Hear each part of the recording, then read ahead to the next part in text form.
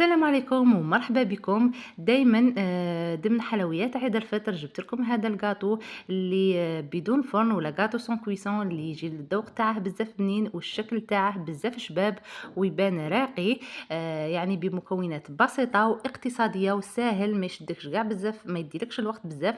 ننصحك انك تدخلي للفيديو وتشوفي تفاصيل الوصفة. هنايا كان عندي مكونات بسيطة اللي هي الديول اللي كنت حمصته ورحيته، والكاوكاو اللي حمصته هو تانيك ورحيته، وضفت لهم زبدة الفول السوداني ولميتهم هنايا بالشوكولاتة البيضاء كما راكي تشوفي، ولميتهم حتى تحصلت على خليط شوية تاع القروحه ولا سائل. نديره في الليمون تاعي كما راكم تشوفوا هنايا وندخله للثلاجه حتى يجمد ونخرجه ونديره الديكور وعلى حسب الذوق. يعني في الاخير كل واحد والذوق تاعه في التزيين. هنايا بعد ما خرج شوفوا كيفاش جاني جا بزاف